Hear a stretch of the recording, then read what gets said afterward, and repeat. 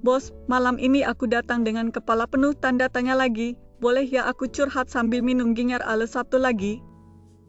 Malam, Sari, tentu saja boleh. Kamu kelihatan agak berat pikirannya. Ada apa kali ini? Aku belakangan ini makin sering lihat muka sendiri di kamera, dan rasanya lebih nyaman lihat versi yang pakai beauty filter daripada yang di cermin.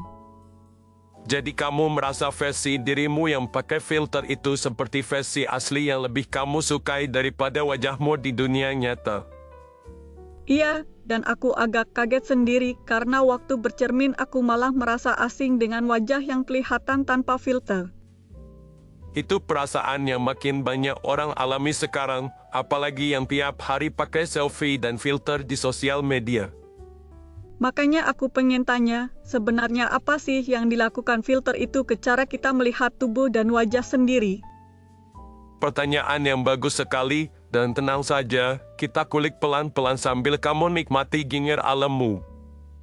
Kalau dengar istilah beauty filter, aku cuma mikir efek lucu-lucu yang bikin kulit halus dan pipi tirus, sesederhana itu saja.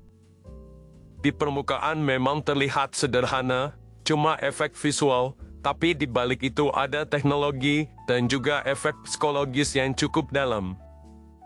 Teknologinya dulu deh bos, biar aku paham dasar mainannya. Sebenarnya filter itu cara kerjanya seperti apa? Sekarang banyak beauty filter yang pakai AI dan AR, kamera mendeteksi wajahmu, membuat peta titik-titik di wajahmu, lalu menggambar ulang beberapa bagian. Menggambar ulang itu maksudnya kulit dirapikan, hidung disempitkan, mata dibesarkan, semacam operasi plastik digital gitu ya? Kurang lebih seperti itu, hanya saja semua terjadi dalam hitungan detik dan kamu cukup geser slider supaya kulitmu makin mulus dan wajah makin tirus. Mengerikan juga ya kalau dipikir, cuma geser-geser jari, tiba-tiba mukaku jadi seperti karakter gamma yang terlalu sempurna. Awalnya terasa menyenangkan karena otak suka hal yang dianggap sebagai peningkatan, tapi lama-lama otak mulai menganggap versi filter sebagai standar baru. Berarti standar di kepala pelan-pelan geser dari wajah asli ke wajah editan yang sudah dihaluskan itu. Betul, dan disinilah kita mulai masuk ke wilayah yang namanya body image, cara kita memandang dan menilai tubuh sendiri. Body image itu kan istilah yang sering lewat di tim Melini, tapi jujur aku belum yakin benar-benar paham maknanya. Secara sederhana, body image adalah gambaran di kepala dan perasaan di hati tentang tubuhmu, bukan cuma apa yang terlihat di cermin. Jadi bukan sekadar bentuk hidung atau ukuran pipi, tapi juga suara kecil yang komentar di dalam kepala. Tepat, suara kecil yang bilang kamu oke, atau jelek, atau tidak cukup, itulah bagian dari body image.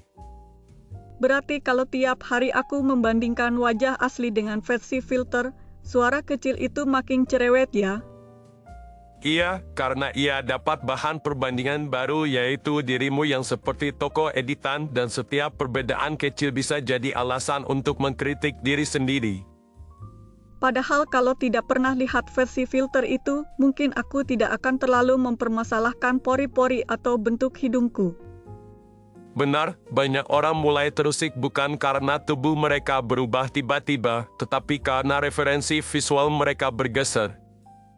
Berarti filter itu seperti kaca baru yang dipasang di depan kaca lama, dan yang lama pelan-pelan dilupakan.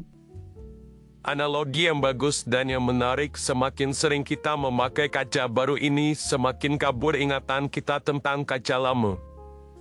Aku jadi ingat dulu waktu masih jarang selfie, aku biasa saja dengan wajah sendiri, sekarang malah sering zoom in foto dan mengkritik detail kecil. Itu pola yang banyak terjadi, selfie dan filter membuat kita melihat wajah sendiri dengan jarak sangat dekat dan frekuensi sangat tinggi. Kalau begitu, wajar ya kalau banyak orang mulai tidak suka di foto candid soalnya tidak ada kesempatan edit dan pakai filter dulu. Wajar, karena candid terasa seperti menampilkan versi yang tidak terkendali, berbeda dengan selfie di mana kamu bisa pilih sudut cahaya dan filter. Aku pernah baca istilah selfie dysmorphia, tapi aku belum betul-betul mengerti itu apa sih bos. Selfie dysmorphia adalah istilah untuk fenomena ketika orang sangat tidak puas dengan wajah aslinya karena terlalu terbiasa melihat wajah versi filter. Jadi saking cintanya pada wajah filter, orang merasa wajah asli seperti versi gagal yang harus diperbaiki. Iya, bahkan ada orang yang datang ke dokter bedah plastik sambil membawa foto selfie yang sudah dipoles dan meminta wajahnya dibuat seperti itu. Serius, jadi mereka bukan bawa foto artis, tapi bawa foto diri sendiri yang sudah didip parah. Serius, dan itu menunjukkan betapa jauhnya jarak antara diri digital dan diri fisik mereka. Kalau jarak itu makin besar, apa yang terjadi di dalam pikiran mereka, bos? Semakin besar jaraknya, semakin kuat rasa tidak cocok dengan tubuh sendiri, bisa muncul malu berlebihan, cemas, bahkan gangguan seperti body dysmorphic disorder. Body dysmorphic disorder itu yang orang terus fokus ke kekurangan kecil dan merasa itu sangat parah ya? Benar, mereka bisa menghabiskan banyak waktu memikirkan satu detail yang menurut orang lain bahkan tidak terlihat. Aku jadi sedikit takut, jangan-jangan aku juga pelan-pelan mengarah ke situ tanpa sadar. Kekhawatiranmu wajar, tapi menyadari pola ini justru langkah pertama yang sehat daripada pura-pura tidak terjadi. Aku merasa setiap kali buka aplikasi dan lihat selfie orang lain yang mulus sekali, aku refleks membandingkan dan jarang menang dalam perbandingan itu. Itu namanya social comparison, perbandingan sosial. Kita mengukur diri berdasarkan potret orang lain yang seringkali sudah dikurasi dan didit. Perbandingan sosial itu kadang terasa otomatis, aku tidak berniat membandingkan, tapi otak tetap melakukannya. Memang begitu, otak kita suka membuat peringkat diam-diam, dan media sosial menyediakan bahan yang tidak pernah habis. Sekarang ditambah filter dan editing, berarti bahan perbandingan bukan lagi wajah asli orang, tapi wajah versi terbaik mereka. Ya, bahkan seringkali bukan hanya versi terbaik, tetapi versi yang sebenarnya tidak mungkin ditemui di dunia fisik. Aku jadi bertanya-tanya, apa sebenarnya standar cantik itu masih manusiawi atau sudah jadi standar digital? Saat ini banyak standar cantik yang terbentuk dari gabungan budaya, media, dan teknologi, jadi campuran antara realitas dan imajinasi digital. Di Indonesia juga begitu ya bos, bukan cuma di luar negeri. Di sini juga begitu, ada tekanan untuk punya kulit cerah, tubuh langsing, wajah tirus, dan sosial media memperkuat pesan itu. Aku ingat waktu kecil, standar cantik cuma dari sinetron atau majalah, sekarang dari layar ponsel yang selalu di tangan. Betul, dulu sumber gambar cantik terbatas, sekarang tiap kali buka aplikasi kamu bisa melihat ratusan wajah dalam satu malam. Jadi generasi yang tumbuh dengan filter mungkin lebih rentan ya, karena dari awal mereka kenal wajah sendiri lewat kamera ponsel. Ada kemungkinan seperti itu, karena mereka lebih sering melihat diri sendiri di layar daripada di cermin, dan layar itu sering ditemani filter. Aku merasa sedih waktu sadar, kadang aku lebih menghargai versi digital diriku daripada aku yang duduk di depanmu sekarang. Perasaan itu berat, tapi juga jujur, dan kejujuran ini bisa jadi pintu untuk berdamai dengan tubuhmu sendiri. Bagaimana caranya berdamai, sementara algoritma terus mendorong konten wajah sempurna yang sulit dilawan? Salah satu langkahnya adalah menyadari bahwa feedmu sebenarnya bisa kamu kurasi, dan cara kamu memandang foto bisa dilatih. Mengkurasi feed itu maksudnya berhenti mengikuti atau membisukan akun-akun yang bikin aku merasa tidak cukup. Ya, dan juga menambah akun yang merayakan beragam bentuk tubuh, beragam warna kulit, dan cerita jujur tentang perjuangan dengan body image. Tapi kadang aku juga ingin bersenang-senang dengan filter, bermain dengan efek lucu, apakah itu salah? Filter tidak otomatis salah, masalahnya muncul ketika kamu tidak bisa lagi merasa cukup tanpa mereka. Jadi batasnya di mana? Kapan filter masih sehat dan kapan mulai berbahaya? Coba lihat beberapa tanda, misalnya ketika kamu panik kalau kamera tidak sengaja dalam mode tanpa filter. Atau ketika aku menolak video call karena tidak sempat berdandan dan tidak bisa pasang filter. Ya, atau ketika kamu menunda pertemuan langsung karena takut orang akan kaget melihat perbedaan antara foto dan dirimu di dunia nyata. Aku pernah sekali merasa begitu. Aku sempat berpikir kalau ketemu pertama kali jangan sampai setelah melihat profilku yang sudah terlalu rapi. Itu sinyal bahwa jarak antara identitas online dan offline mulai terasa, dan jarak ini kalau dibiarkan bisa menggerus kepercayaan dirimu. Kalau begitu, seberapa sering kita boleh pakai filter tanpa terlalu khawatir? Bukan soal angka pasti, lebih ke soal hubunganmu dengan filter. Apakah kamu masih bisa merasa cukup dan layak tanpa mereka? Aku suka cara bos menjelaskannya, fokus ke hubungan bukan larangan kaku. Larangan keras kadang membuat orang malah merasa bersalah setiap kali bersenang-senang dengan teknologi, padahal kuncinya keseimbangan dan kesadaran. Berarti aku perlu belajar mengenali apakah aku sedang bermain dengan filter atau sedang menjadikannya topeng yang wajib kupakai. Tepat sekali, ketika filter jadi topeng wajib, kamu sebenarnya berkata pada dirimu sendiri bahwa wajah aslimu tidak cukup. Tersentuh juga mendengarnya, karena aku merasa sering sekali mengirim pesan seperti itu ke diriku sendiri tanpa sadar. Kabar baiknya, pesan dalam kepala bisa diganti pelan-pelan lewat kebiasaan baru dan cara bicara baru kepada diri sendiri. Cara bicara baru itu contohnya bagaimana, bos? Misalnya, ketika melihat foto tanpa filter, daripada berkata buruk tentang diri sendiri, kamu bisa berkata, "Aku sedang belajar menerima wajahku apa adanya." Kedengarannya sederhana, tapi mungkin berat untuk diucapkan pertama kali. Justru karena berat, latihan ini penting, seperti melatih otot, tetapi yang dilatih adalah cara kamu memperlakukan dirimu sendiri. Aku juga sering merasa bersalah kalau pakai filter, seolah-olah aku menipu orang lain, jadi bingung harus bagaimana.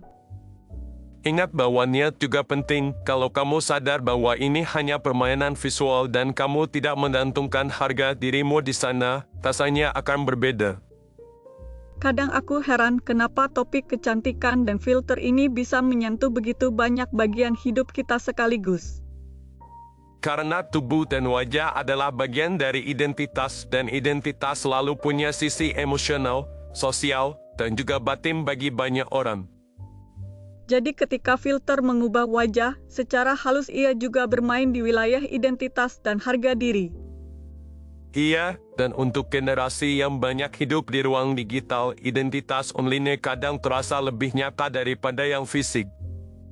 Aku jadi penasaran, apakah laki-laki juga menghadapi masalah serupa, atau ini hanya soal perempuan? Laki-laki juga bisa mengalami tekanan, misalnya soal bentuk tubuh, otot, tinggi badan, atau gaya maskulinitas tertentu. Berarti cerita tentang body image itu tidak eksklusif untuk perempuan, hanya saja tekanan yang muncul mungkin berbeda jenis. Betul, dan filter juga bisa memengaruhi semua gender, walaupun cara dan konteksnya berbeda. Aku merasa sedikit lega karena berarti ini bukan sekadar masalah pribadiku, tetapi bagian dari dinamika zaman digital. Tepat, kamu tidak sendirian, dan memahami konteks zaman bisa membantu mengurangi rasa bersalah berlebihan. Kalau begitu, apa ada latihan praktis yang bisa aku lakukan untuk mengurangi ketergantungan pada beauty filter? Salah satu latihan sederhana adalah membuat foto untuk diri sendiri saja tanpa filter, tidak perlu diunggah, lalu merasakan reaksi yang muncul dalam hati. Jadi seperti eksperimen kecil, aku ambil foto tanpa filter lalu mengamati emosi yang muncul. Betul, jangan buru-buru menilai, cukup sadari, oh ternyata aku merasa malu atau sedih, atau biasa saja, itu data berharga. Dari data itu aku bisa mengerti hubungan emosiku dengan wajah sendiri lebih jujur lagi. Tepat, dan dari sana kamu bisa memutuskan langkah berikutnya dengan lebih sadar, bukan cuma ikut arus. Makin kita ngobrol, makin aku merasa topik filter dan body image ini sebenarnya lebih dalam daripada sekadar foto cantik. Topik ini menyentuh cara kita memandang diri, cara kita memandang orang lain, dan juga cara generasi kita tumbuh di tengah teknologi. Aku jadi ingin bertanya, apakah mungkin kita mencintai diri sendiri dan tetap bisa menikmati teknologi seperti filter tanpa terjebak? Menurutku mungkin, asalkan kita menempatkan teknologi sebagai alat, bukan hakim yang menentukan nilai kita. Jadi pilihan kata dalam hati juga penting, misalnya mengubah kalimat, aku akan terlihat buruk tanpa filter, menjadi, aku bisa bermain dengan filter, tapi aku tetap cukup tanpa itu. Itu contoh kalimat yang lebih sehat, dan kalau diulang, pelan-pelan ia mengganti skrip lama di kepala. Aku merasa seperti sedang menulis ulang naskah tentang diriku sendiri. Dan itu sebenarnya inti dari perjalanan banyak orang, menulis ulang naskah tentang siapa diri mereka di tengah suara dari media dan teknologi. Kalau suatu hari aku punya anak atau adik kecil, aku ingin bisa menjelaskan hal ini ke mereka dengan cara yang lembut. Kamu bisa mulai dari hal sederhana, seperti bilang bahwa foto di internet tidak selalu mencerminkan apa yang benar-benar terjadi. Dan mengajari mereka bahwa tubuh mereka bukan proyek yang harus sempurna, tapi rumah yang perlu dijaga dan dihargai. Itu pesan yang sangat indah, dan kalau kamu sendiri mempraktikannya, kata-kata itu akan punya bobot lebih kuat. Aku suka sekali pembicaraan malam ini, meski jujur lumayan mengguncang, tapi dengan cara yang menyadarkan. Terkadang guncangan kecil diperlukan supaya kita berhenti berjalan dengan kebiasaan lama dan mulai bertanya apa yang sebenarnya kita rasakan.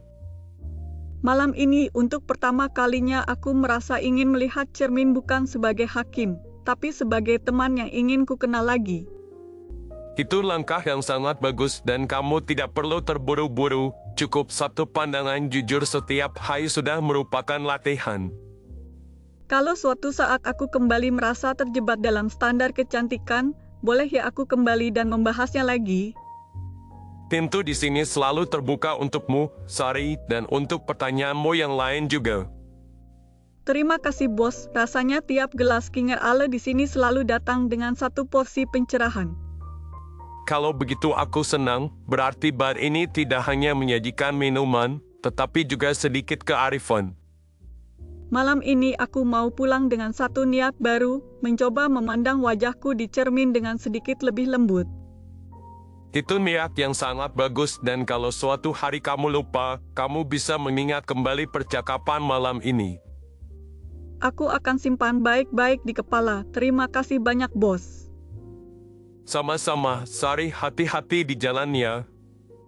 Baik bos, aku pamit dulu, sampai ketemu lagi. Sampai ketemu lagi, Sari. Aduh, sudah malam begini, sepertinya aku harus pulang sekarang. Sebentar kok rasanya tasku ringan sekali malam ini. Ya ampun, dompetku tertinggal di rumah, bagaimana ini? Aku benar-benar tidak enak kalau harus bilang ke bos tentang dompet yang tertinggal. Maaf, boleh aku tanya sesuatu ke kamu yang duduk di sebelahku sejak tadi? Kamu yang dari tadi duduk di kursi bar ini, sepertinya pelan-pelan ikut mendengarkan obrolanku dengan bos kan?